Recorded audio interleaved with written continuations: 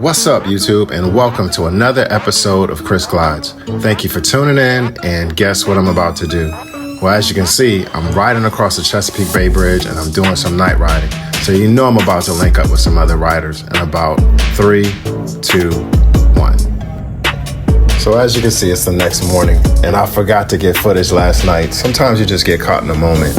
But like while we rode about 2 or 3 hours, it was a lot of rain and mist and stuff like that. So I know you guys didn't want to see that. But once we got here, it was about 9:30, close to 10 o'clock at night, and people were out front. They had their fire pits lit, portable fire pits, and it was pretty cool. Some people had the smokeless ones. There was a trailer. Somebody had like the couches out with the trailer, their fire pit, just different groups from all over. I'm about to pull up. You'll see the trailer on the right. And we had a good time last night. A lot of these old school bikers, they don't like to be on video too. So that's one of the first things that you want to, kind of feel the area out before you try and record people. But what I'm doing right now is just something traditional. I like to ride around the bike group, say a small prayer, and it's just something that I've been doing each time I ride. And as you can see on the right, there's my guy Jimmy, and we're about to get into this weekend. It's my first time at H.O.G's at the beach in Ocean City, Maryland, and here we go. Hey, what's up, YouTube, and welcome to another episode of Chris Glides. And today I'm out here at Ocean City, Maryland, and I'm venturing out to check out for my first time H.O.G's on the beach. And we're out here at Francis Scott Key Resort in Ocean City, and it's a blast. There's a lot of different buildings out here, as you can see, and each chapter will actually have each member get a spot in each one of the hotels and stuff. And there's people from everywhere out here. Pretty nice turnout. Sometimes it gets bigger, but it's only Saturday, and some people actually been here since Thursday. So we're gonna take a 2-hour ride out. I'm not sure where. I didn't even get the route. I'm just out riding, guys. So it took me about 2 hours to get here. I came here last night, did not record. It was pretty wet, a little rain and drizzle, and I left out pretty late. So lots of night riding, so I didn't capture much. But anyway, come on with me, hang out. So each building, I guess they'll reserve, and like this one has a Baltimore Metro chapter. Guys from all around. It says Chesapeake chapter, and just different bikes around. We're just getting ready to set up for this ride. We're gonna leave out. I think it's a 2-hour ride. Starts at 9:30, and as you can see, all the bikes here. More buildings in the back. That's where Fort Washington H.O.G was, and bikers of all skill levels out here. Bikers been riding for 50 years, 30 years. And pulling up still.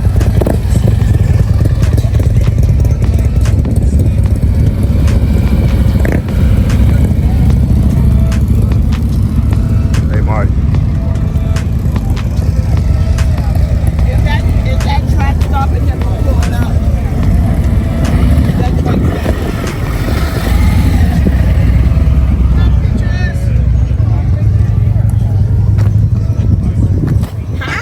Y'all know who that is. Yes, ready Tracy. for another great ride. Another great ride. Yes.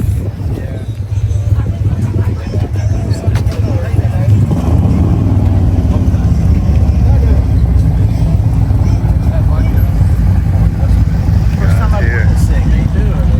Fort Washington H.O.G chapter. Yeah.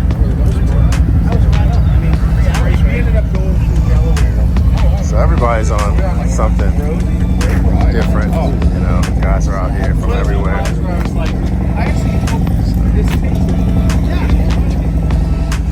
It's a nice place. I think it's called the Francis Scott Key Resort, and we're gonna have a cookout out there later on.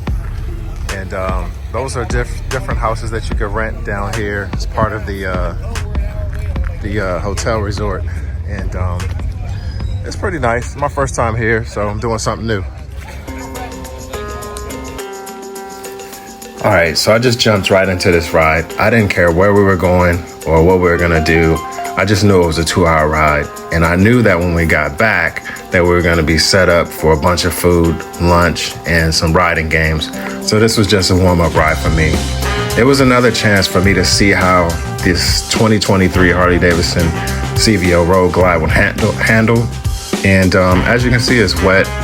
One of the things, like when you're in rural areas like this and there's rain, especially like in coastal areas and bayshore areas, is on your right shoulders, you want to be careful of like road flooding. So you'll see me hugging the center line quite a bit. You'll see us also in a staggered formation from time to time, but there is a few times where we went into like single file. That's always safer when you don't have a pull-off area to ride in, but you know, sometimes you just think about safety and sometimes you just enjoy the scenery. As you can see, like within the house on the right, you'll see like a lot of the historic houses and things like that. You see a lot of plantations and different things. We're about 10 miles from Assateague Island and National Seashore, where they have a bunch of like wild horses and things like that south of Ocean City. And then they have Assateague State Park, and the state park has like the beach location on the mainland side of the bridge where Assateague Island is. And then you have all kinds of different amusement parks and games and things like that located on the boardwalk areas of the beach, and all types of restaurants, bars, and all kinds of other local attractions.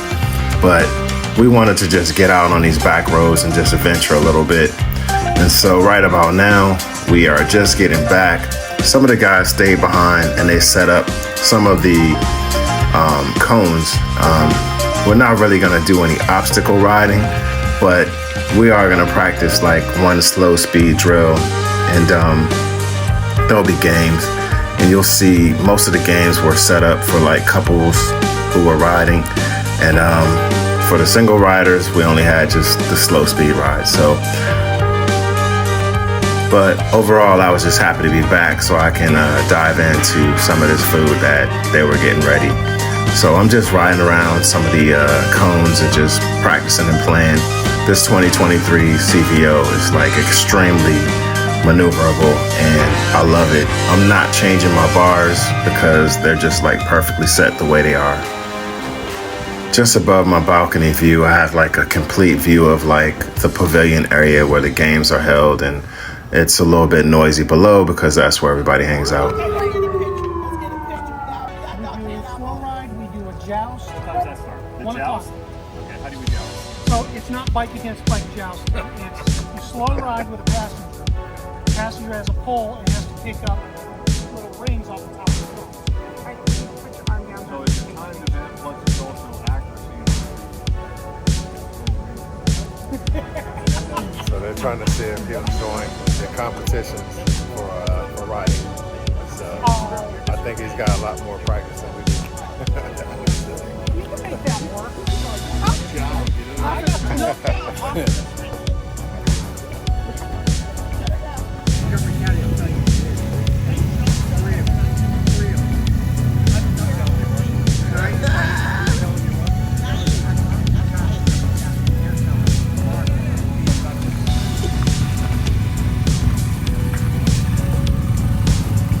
So we're just out here having some fun, and we're about to eat, and then they're showing us some things.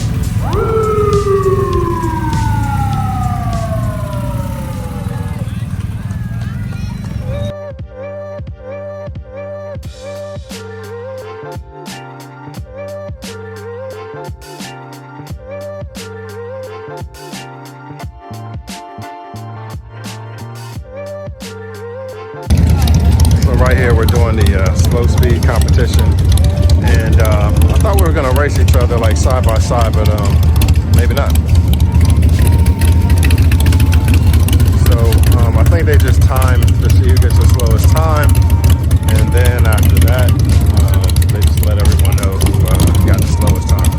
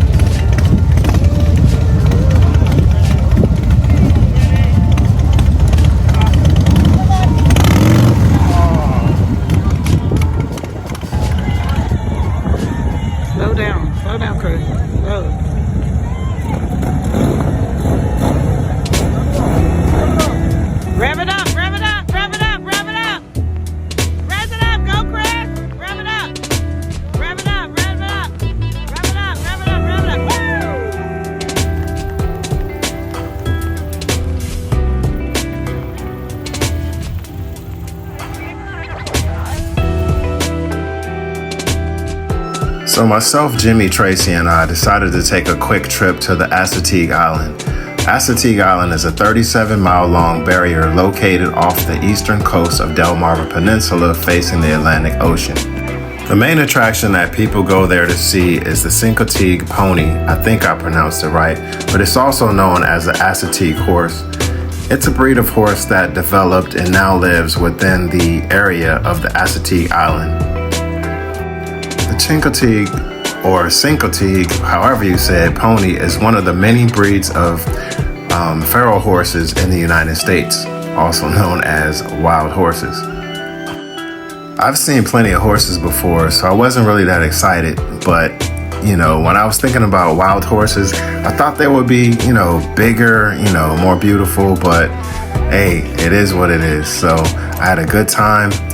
It was just funny watching like people stop their cars just to take pictures and just almost like recklessly, jump out of the car and not even look both ways just to get a picture of these ponies. And so, but it's a good place to go, and it looked like it was a good place to actually walk and look around and check out these wild ponies and things like that. They had a lot of different rules though. Like if you were caught feeding them, you can be fined like $1,000 and things like that. So it was a quick stop at the Assateague Island. We made our way back because it was time to eat. And we just wanted to stop at like some of the coastline and just kind of show you guys like what it looks like. Some of the houses down there and the coastal areas of Maryland. Very nice. Probably not anywhere near as expensive as some of the houses that you guys have in the California areas and Los Angeles areas and San Francisco areas and things like that, and the coastal regions there. But nonetheless, this is Maryland, and known for the blue crabs and the blue herons and just different things like that. Normally we would have got a way nicer day, but it is the fall, and we take what we can get. The rain didn't stop us. It wasn't even really rain, but as you can see on the camera, it was just like a lot of mist. Not even enough to really get you soaked or wet, but it was a good time.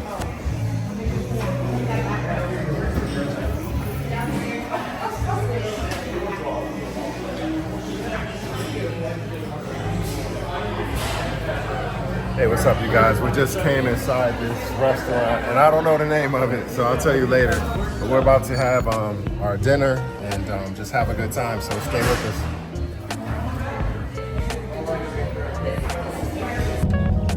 So it's early in the morning, everybody's getting up, and time to roll back out. Gotta get this cover off the bike and get ready to go. Oh man, I've been hogged, and I guess I gotta see what this says. It's got a QR code. Pretty cool. It's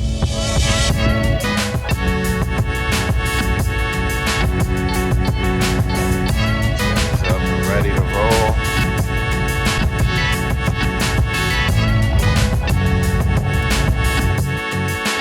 All right, so it's Sunday morning, and we decided to head back.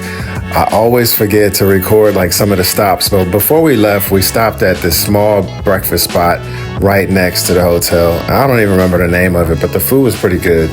And back again, I'm on this Chesapeake Bay Bridge, and let me tell you a little bit about it. The Chesapeake Bay Bridge is also known as the Bay Bridge. It's a dual span bridge located in Maryland, and it spans across the Chesapeake Bay. It connects the Eastern Shore region and the Western Shore, also between Stevensonville and the capital city of Annapolis. This bridge was initially built in 1952, and it's 4.3 miles or 6.9 kilometers. At the time, it was the world's longest continuous overwater steel structure, with a parallel span that was added in 1973.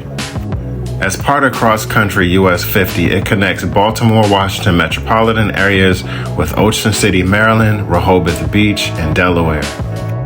Also, as part of US 301, it serves as an alternative route for Interstate 95 for travelers.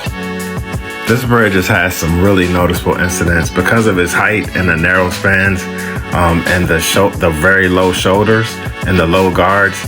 And the frequency of high winds, oftentimes they shut it down. It's known as one of the scariest bridges in the United States. There's been several weather-related incidents that have caused complete closures of this bridge.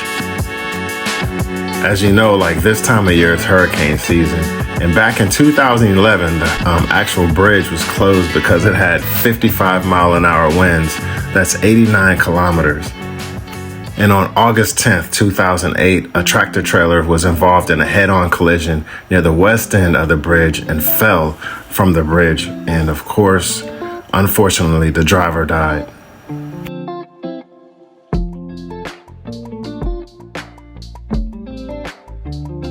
What's up, YouTube? I made it back from Ocean City, and now it's time to watch some Sunday football. Sunday fun day. So thanks again for joining this episode of Chris Glides. And what I did was rode down to Ocean City, Maryland, went to H.O.G on the Beach event. We rode to Assateague Island to look at some of the wild horses out there. And overall, just had a good time. So I will be giving you guys more video clips very soon. And thanks again for watching, and enjoy the weather this week. Look at that. So, all right, guys, next time.